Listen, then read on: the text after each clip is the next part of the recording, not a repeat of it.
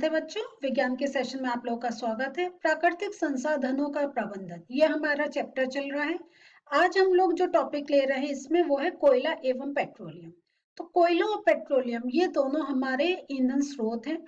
कोयले से हमारे अगर जहाँ एक घरों में एक अंगीठी में ये कोयला यूज होता है, और कोयला अगर देखें तो बड़ी हमारी जो बहुत बड़ी इंडस्ट्रीज है जहाँ पे बहुत ज्यादा कुछ हीट अप करना है, वहां पर भी इसका यूज होता है। और पेट्रोलियम जैसा हम जानते हैं कि ये हमारा कि जितने हमारे व्हीकल्स चल रहे हैं और इंडस्ट्रीज सब जगह इसका भी यूज है। तो अब हम लोग चलते हैं, और जैसा हम लोगों ने ये चैप्टर में अपने ये 4 सेशन में हम लोगों ने डिफरेंट टॉपिक्स से समझा कि जो हमारे प्राकृतिक संसाधन है उनका हमें कैसे उपयोग करना चाहिए, कैसे कि उनकी मात्रा हमारी इस धरती से कम हो रही है, और किस प्रकार हम उनका एक सावधानी पूर्वक और अगर कहीं समझता अपनी पूरी एक समझ से उसको यूज करें, तो ये जो हमारे पास ये जो एक नेचुरल सोर्सेस है उनको हम बहुत लंबे समय तक यूज कर सकते हैं। तो आज हम लोग कोयला एवं पेट्रोलियम को ले रहे हैं। चलिए देखते हैं। अभी तक जो हम लोगों ने देखा था कि हमने कुछ स्रोत जैसे वन्य जीवन और जल के संरक्षण एवं संपोषण से संबंधित काफी समस्याओं के बारे में हमने पढ़ा, जो मैंने अभी थोड़ी देर पहले ही आपको बताया था।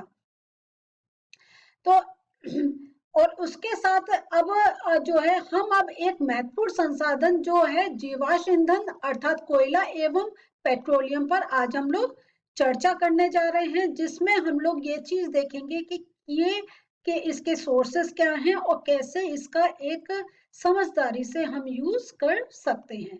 तो जब हम जीवाश्म ईंधन की बात कर रहे हैं उसमें ये जो हमने आज जो टॉपिक है कोयला और पेट्रोलियम, इसके महत्व के बारे में जानते हैं।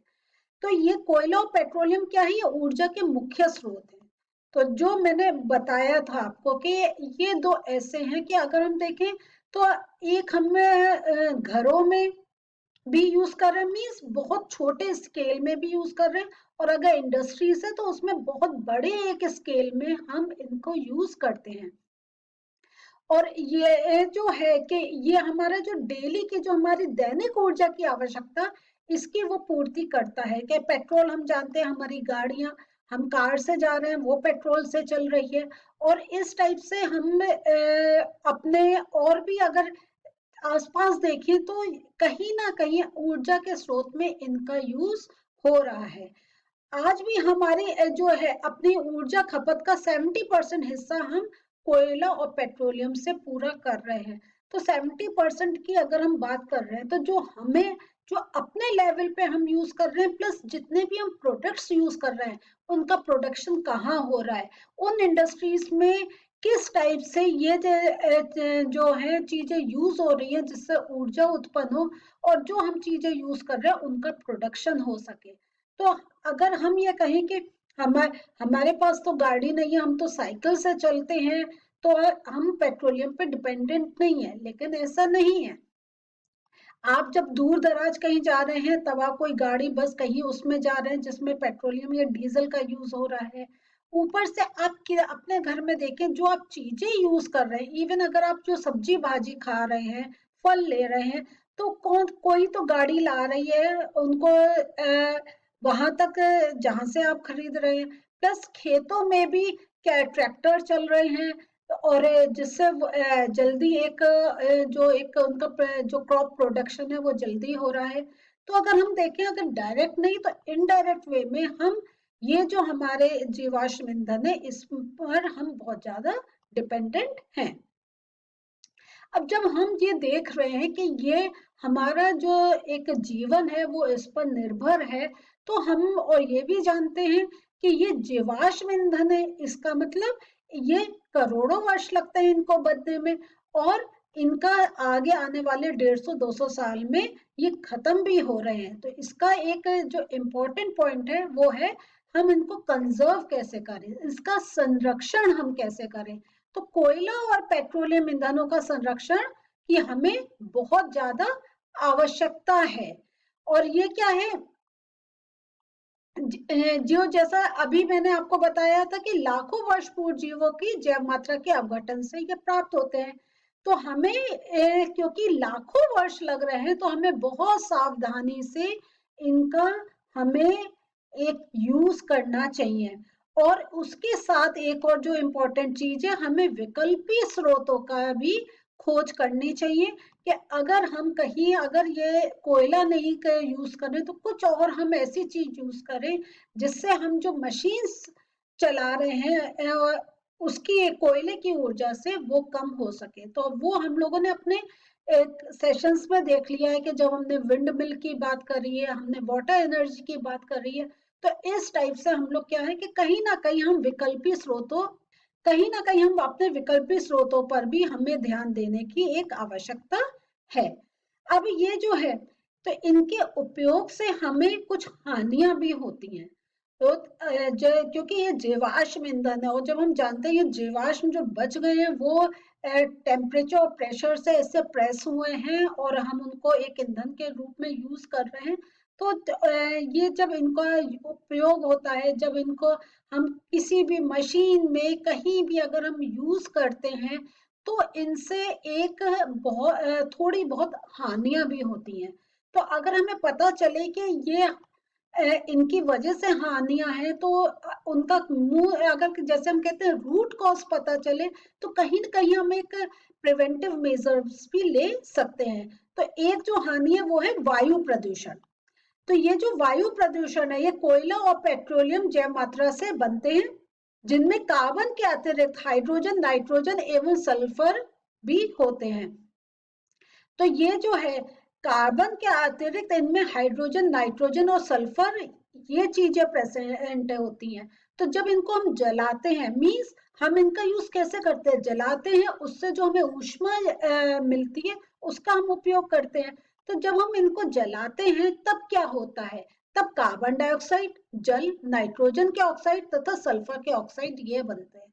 तो ये जो कार्बन डाइऑक्साइड आप जानते हैं या जो हमारे ये जो नाइट्रोजन या सल्फर के जो ऑक्साइड हैं ये जो होते हैं। अब हम लोग आगे चलते हैं और जीवाश्म ईंधनों के उपयोग से होने वाली हानियों की बात करते हैं। जो जब हम ये जीवाश्म ईंधन जब हम जलाते हैं तब इसमें से क्या होता है कि बहुत सी ऐसी गैसेस निकलती हैं कि अगर उनको हम अपने शरीर के अंदर लें तो वो नुकसान हो सकता है। और उसमें और भी बहुत हानियां हैं। तो सबसे पहले जो हम बात कर रहे हैं हानि की वो है वायु प्रदूषण। वायु प्रदूषण इससे क्या होता है, तो ये जो हमारे ये हम जानते हैं ये जो कोयला और पेट्रोलियम है ये क्या है, ये जैव मात्रा से बनते हैं और इनके अंदर क्या होता है कार्बन के अतिरिक्त हाइड्रोजन, नाइट्रोजन और सल्फर ये चीजें भी होती हैं। और जब ये जलाई जाती हैं तो जलाने का अर्थ है कि इनको जब ऑक्सीजन की मात्रा अधिक मिलती है तब ये जो इसके अंदर जो आपके जो इन जीवाश्म ईंधन में जो कार्बन है वो ऑक्सीजन के साथ मिलकर कार्बन डाइऑक्साइड बनाता है। और ऐसी जब और केमिकल रिएक्शंस होती हैं जल बनता है, नाइट्रोजन और जो सल्फर है इनके अंदर इनके भी ऑक्साइड बन जाते हैं। तो ये जो होते हैं ये जो नाइट्रोजन ऑक्साइड, कार्बन डाइऑक्साइड ये सारे अगर ये गैसेस हैं और ये गैसेस हमारे शरीर के लिए अच्छी नहीं है। तो अगर किसी भी आपका जो जहाँ जिन प्राणियों में भी एक श्वास प्रक्रिया चल रही है जहाँ वो रेस्पिरेशन प्रोसेस चल रहा है वो अगर प्राणी चाहे जीव जंतु हो या मनुष्य हो जब वो उन गैसेस को अंदर लेते हैं तो वो उनके कुछ ना कुछ एक बीमारियां होने का डर होता है। दूसरा जब हमने बीमारियों का बात करा तो उसके साथ हम देखते हैं कि वो कैसे क्या बीमारियां हैं। अपर्याप्त वायु से जलाने पर CO2 के स्थान पर क्या होता है कार्बन मोनोऑक्साइड बनती है। कि मीन्स एक चीज होती है हम खुले हवा में जला रहे हैं, एक है जब हम किसी एक इंडस्ट्री में बंद कमरे में जला रहे हैं जहाँ पे ऑक्सीजन की कमी है। तो जब ऑक्सीजन की कमी से जब एक ये जो कार्बन का रिएक्शन होता है तब कार्बन मोनोऑक्साइड गैस बनती है। और यहाँ जानते हैं ये हम इसको एक जहरीली गैस कहते हैं क्योंकि ये हमारे शरीर में जब जाती है तो हीमोग्लोबिन के साथ मिलके वो ऑक्सी हीमोग्लोबिन बनाती है और थक्का बन जाता है, हमारा ब्लड नहीं बह पाता है और मृत्यु होने का डर होता है। तो ये देख रहे हैं आप कि कैसे ये एक हमारे लिए एक नुकसान वाली चीजें भी हैं जब हम इनको जो ईंधन है ये जीवाश्म ईंधन है इनको हम जला रहे हैं।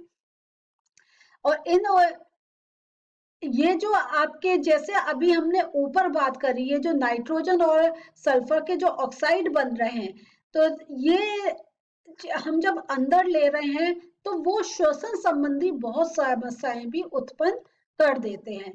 तो आप देखते होंगे जब आपको ये ऐसी जो आपको गैसेस का स्मेल नहीं पसंद है या बहुत धुएं वाली जगह में जाते हैं तो अक्सर आप देखते होंगे आप खांसना शुरू कर देते हैं।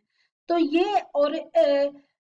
ये जो है वो तो एक टाइम पीरियड की खांसी है होती है, लेकिन लगातार अगर आप इस टाइप की गैसेस अपने अंदर लेते चले जाएंगे तो आपको वही कि ये जो थोड़ा ऐसी होती थी ये आपकी बढ़ जाएगी, क्योंकि आपको श्वसन संबंधी कुछ ना कुछ एक रोग आपके शरीर में हो जाएगा।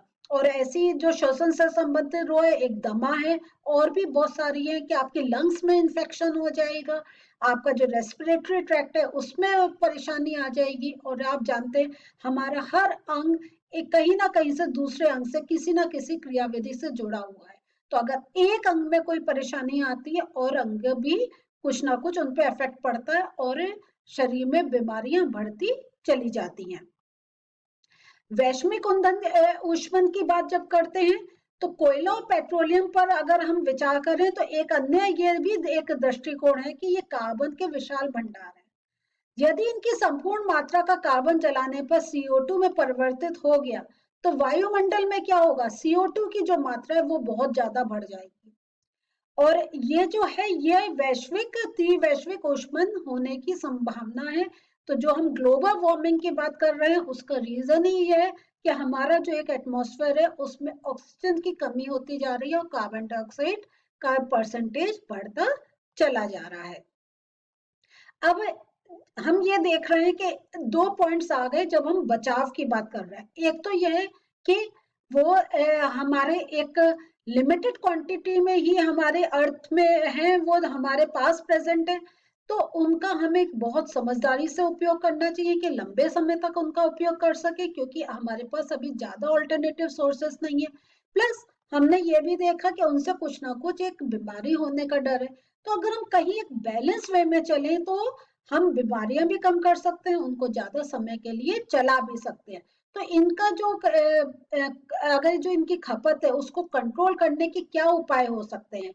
बस से यात्रा, अपना वाहन प्रयोग में लाना अथवा पैदल या साइकिल से चलना। हमें जो जहां जहां अगर हम अपने व्हीकल के अलावा कहीं और किसी चीज से जा सकते हैं तो हमें उस पर जाना चाहिए। आप देखते होंगे अगर आपने स्कूटर मोटरसाइकिल चलाना शुरू कर दिया है तो क्या करते हैं, थोड़ी सी दूर है जहां पैदल जा सकते हैं लेकिन नहीं, आप अपना व्हीकल से जाते हैं, तो वो चीजें आप अवॉइड कर सकते हैं। हम जो अपने घरों में बल्ब, फ्लोरेसेंट ट्यूब का प्रयोग कर सकते हैं। हम लिफ्ट का प्रयोग ना करके सीढ़ियों का उपयोग करें कि हाँ अगर आपको 14वीं 15वीं मंजिल तक जाना है तो जरूर लिफ्ट चाहिए, लेकिन अगर दूसरी तीसरी मंजिल तक या 5वीं मंजिल तक भी हम लोग अगर कोशिश करें तो जीने या सीढ़ी का उपयोग कर सकते हैं। और जो जब ठंड होती है तो लोग क्या करते हैं, या तो कोयला जलाते हैं या आपका कुछ किसी और मीडियम से घर को गर्म करते हैं। तो उसपे क्या कर सकते हैं, अगर हम एक अच्छा स्वेटर पहन ले और वो जो है उस टेम्परेचर को थोड़ा सा अगर हम कंट्रोल कर सकते हैं वो बिना जलाए हुए, तो हमें ऐसा एक स्टेप जरूर लेना चाहिए। तो प्राकृतिक संसाधन प्रबंधन का दृश्यावलोकन क्या है? ये जो हमारे प्राकृतिक जो संसाधन का संपोषित प्रबंधन एक कठिन कार्य है। हमें अपना व्यक्तिगत तथा सामूहिक आवश्यकताओं को सीमित करना होगा जिससे कि विकास का लाभ सभी एवं जो आने वाली पीढ़ियां उनको हमें दे सके। तो देखें अगर हम अपने इन रिसोर्सेस को एक बहुत अच्छी तरीके से यूज करेंगे तो अब आप देख रहे हैं हमारे पॉइंट्स बढ़ते जा रहे हैं। पॉल्यूशन पे कंट्रोल होगा, वो जो हमारे पास नेचुरल रिसोर्सेस हैं उनको हम लंबे समय तक के लिए यूज कर सकते हैं और आने वाली जनरेशन के लिए भी हम उनका संचय कर सकते हैं। तो आज हम लोगों ने क्या पढ़ा, आज देखा जैसे कोयला और पेट्रोलियम ऐसे और भी हमारे जीवाश्म अगर कहीं ईंधन है तो उनका अगर हम एक समझदारी से उपयोग करें तो कम से कम नुकसान में उनका हम ज्यादा से ज्यादा उपयोग कर सकते हैं। और हमेशा हमें सोचना चाहिए कि जैसे हमसे पहले वाली पीढ़ियों ने इतनी समझदारी से इन चीजों का यूज करा कि आज हम उनको देख पा रहे हैं, यूज कर पा रहे हैं, तो आने वाली जो जनरेशन है उसके लिए भी हमें सोचना चाहिए और समझदारी से इनका यूज करना चाहिए। अगले सेशन में थोड़े प्रश्न उत्तर के साथ फिर मिलते हैं। बाय।